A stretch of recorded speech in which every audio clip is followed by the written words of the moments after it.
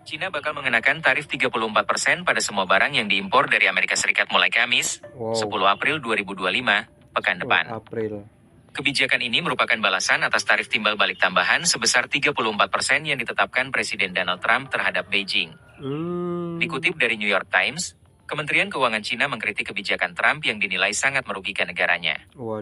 Pasalnya, tarif tambahan yang ditetapkan membuat total tarif AS terhadap Beijing menjadi 54%. Selain itu, pengenaan tarif impor AS juga dinilai sebagai tindakan yang tidak konsisten dengan aturan perdagangan internasional. Kebijakan itu dapat mengancam pembangunan ekonomi global dan stabilitas produksi serta rantai pasok. Kebijakan ini merupakan balasan atas tarif timbal balik tambahan sebesar 34% yang ditetapkan Presiden Donald Trump terhadap Beijing. Dikutip dari New York Times, Kementerian Keuangan Cina mengkritik kebijakan Trump yang dinilai sangat merugikan negaranya. Pasalnya, tarif tambahan yang ditetapkan membuat total tarif AS terhadap Beijing menjadi 54%. Selain itu, pengenaan tarif impor AS juga dinilai sebagai tindakan yang tidak konsisten dengan aturan perdagangan internasional. Kenapa sih? Jadi si Donald Trump ini sangat berpengaruh kepada dunia ya, maksudnya yang mulai dari pajak. Jadi lanjut aja guys, kita lihat seperti apa beritanya. Kalau lihat dari judulnya sih, balas kebijakan Trump, Cina bakal terapkan tarif apa nih? Kebijakan itu dapat mengancam pembangunan ekonomi global dan stabilitas produksi serta rantai pasok. Atas dasar inilah, Kementerian Keuangan Cina mendesak AS untuk segera membatalkan kebijakan tersebut. Secara terpisah, Cina telah menambahkan 11 perusahaan AS ke dalam daftar entitas yang menurut pemerintah Beijing telah melanggar aturan pasar atau komitmen kontraktual. Kementerian Perdagangan Cina juga menambahkan 16 entitas AS ke dalam daftar kendali ekspornya. Ada 7 jenis barang yang dikendalikan ekspornya termasuk tanah jarang.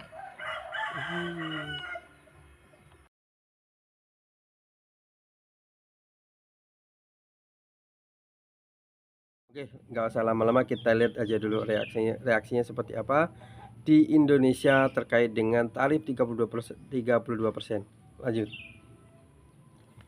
Pemirsa, untuk membahasnya kita sudah bersama dengan narasumber pakar ekonomi Universitas Indonesia, Profesor Telisa Aulia. Selamat sore, Prof. Telisa. Selamat sore.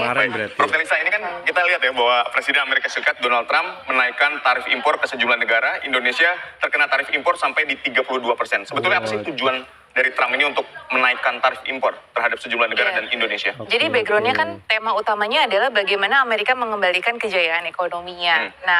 Trump ingin memiliki cita-cita itu ya, cita-cita besar lah, reformasi besar-besaran dari ekonomi Amerika adalah salah satunya mengurangi defisit perdagangan yang sudah terjadi dalam 30 tahun terakhir. Dia pengen mengubah itu. Nah, dia kemudian mendata negara-negara yang menyebabkan Amerika defisit, dan Indonesia masuk di dalam ranking 15 besar yang menyebabkan Amerika defisit ya, sesuai dengan yang itu tadi disajikan. Nah, Indonesia ada di ranking 15, sekitar 18 miliar USD menurut catatan Gedung Putih. Nah, dari situ bagaimana cara mengurangi defisit perdagangan secara teori perdagangan internasional adalah salah satunya dengan menaikkan tarif impor tadi. Iya, tarif impor. Makanya dia menaikkan tarif impor. Kalau lihat dari sini, kalau lihat dari tabel ini luar biasa nih guys. Ada yang sampai 90%. Kemarin, ini Vietnam dari 90% menjadi 46%, Taiwan. Indonesia yang tadi 64% jadi 32%. Wow, oke guys, lanjut. Kayaknya seru nih beritanya. Dan kemudian Trump juga menyatakan bahwa banyak negara yang curang terhadap Amerika Serikat sehingga menyebabkan defisit. Curangnya dalam hal apa? Satu, undervaluasi dari mata uang. Jadi mata uang tuh lebih rendah. Jadi disinyalir mitra-mitra dagang ini sengaja membuat mata uang yang lebih rendah supaya harga barang-barang ekspor tuh jadi murah. Nah, itu satu, seperti yang dilakukan oleh Cina ya, yang biasa dituduhkan oleh Amerika. Terus kemudian yang kedua, melalui non-tarif barrier. Jadi kita sering ada regulasi-regulasi yang di luar tarif yang itu kemudian menghambat perdagangan yang disebut sebagai non-tarif barrier. Nah, dua hal inilah yang mendorong Trump untuk menentukan angka-angka tadi. Jadi semakin negara-negara itu dianggap semakin curang dalam dua hal itu, dia akan semakin menerapkan tarif resiprokal yang tinggi itu tadi. Amerika tadi. Iya, merugikan Amerika. Jadi ya semakin size-nya merugikan dan semakin banyak melakukan praktek yang dianggap curang tadi, ya dia akan semakin mengenakan tarif yang lebih tinggi. Baik. Lalu dampaknya terhadap ekonomi secara global dan khususnya Indonesia. Betul. Dari global dulu kemudian ke Indonesia seperti apa dengan tarif dampaknya impor ini? Ya, Oke. pastinya satu global trade akan mengalami penurunan. Jadi karena kalau tarif kan harga-harga naik ya, otomatis juga konsumen akan mengurangi pembeliannya di dunia ya, sehingga global trade diperkirakan akan turun. Dan kalau global trade turun kan aktivitas ekonomi dunia turun. Sudah ada proyeksi-proyeksi yang memproyeksikan bahwa kemungkinan global itu bisa turun profilnya ke di bawah 3% ya. Karena kan selama ini kita diperkiraan 3,2-3,1 pertumbuhan global 2025. Nah, karena adanya pengurangan trade ini, global bisa turun. Jadi pertumbuhan ekonomi turun, dan kalau makin lama semakin melambat, misalkan ternyata ini efeknya terus berantai, itu dikhawatirkan ya banyak negara yang ke jurang resesi, terutama negara-negara yang ekonominya mengandalkan kepada perdagangan dan ekspor Amerika. Mengandalkan pasar ekspor Amerika ya, itu tentunya banyak negara akan mengalami resesi apabila ini berkepanjangan. Nah, kalau misalkan resesi global ya tentu dampaknya juga dari sisi inflasi ya, karena kalau tarif itu kan kalau tinggi, ini kemungkinan akan ada retaliasi. Retaliasi itu jadi pembalasan oleh negara lain yang menerapkan tarif lebih tinggi. Jadi berlomba-lomba tarif tinggi, trade war-nya semakin intensif. Nah, di situ dengan trade war yang semakin intensif, itu kan berarti harga-harga akan naik, karena kan tarif cenderung akan terkerek gitu, akan terkerek naik. Dampaknya kemudian terhadap Indonesia sendiri seperti apa, Prof? Nah, sekarang itu tadi di global ya, ke Indonesia. Indonesia itu kan mengandalkan dari PDB-nya itu sekitar 20-25% itu dari kegiatan trade-nya atau kegiatan perdagangan. Nah, kalau perdagangan turun berarti kan kita kehilangan sumber dari salah satu sumber PDB kita. Nah, padahal kan kita lagi butuh nih untuk menggenjot pertumbuhan ekonomi yang lebih tinggi. Jadi ya ini bisa menjadi downside risk untuk pertumbuhan ekonomi kita ya melalui trade channel. Itu yang pasti dari.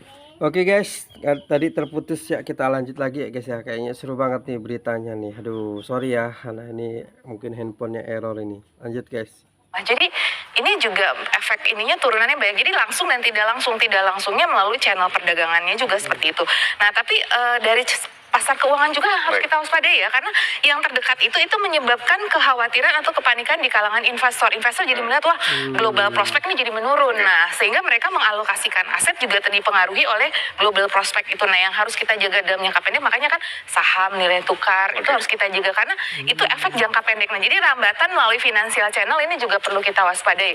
Khawatirnya dari negara-negara berkembang atau negara-negara yang pengekspor ini pasar keuangannya akan terganggu karena investor menarik asetnya untuk mencari safe haven seperti itu. Ketika kita berbicara masyarakat yang umum gitu ya, masyarakat awam terhadap ekonomi global dan seterusnya. Waduh, ini nanti gimana ya guys ya terkait dengan itu? Waduh, apa namanya? Ini konten-konten kreator kira-kira kena ini nggak ya? Kena dampak nggak ya? Karena ini ada hubungannya dengan di Amerika Serikat ya, konten kreator tuh kalau nggak salah pajak itu kalau nggak salah ya. Ada hubungannya nggak ya? Oke guys, kita lihat aja guys, kayaknya seru banget di beritanya nih. Ini harus kita ikutin ya berita seperti ini karena emang kita dapat informasi dari berita-berita seperti ini gitu loh guys. Oke, yuk lanjut guys. Apa yang bisa Prof gambarkan kepada rakyat ketika Trump ini menaikkan impornya? Dampaknya langsung terhadap rakyat kita seperti apa? Iya, jadi untuk industri-industri yang padat karya, karena kan kita banyak ekspor ke Amerika itu ada industri padat karya. Ini berdasarkan prediksi yang akan cukup terdampak industri padat karya, terutama alas kaki dan tekstil. Nah, masyarakat yang bekerja, kan kita tahu nih kemarin banyak PHK. Kebetulan memang kita kondisi tekstil sedang sunset industri dan banyak masalah ya, sehingga di situ, nah itu akan terpukul lagi gitu. Jadi makanya masyarakat yang bekerja di sektor-sektor ini tentu harus makin waspada, dan dari pemerintahnya sendiri bagaimana merealokasikan industri-industri yang akan terdampak. Juga selain alas kaki dan tekstil tuh furnitur, industri elektronik kita juga, dan industri CPO juga itu cukup besar ke Amerika Serikat sekarang mengalami peningkatan. Nah itu harus diselamatkan.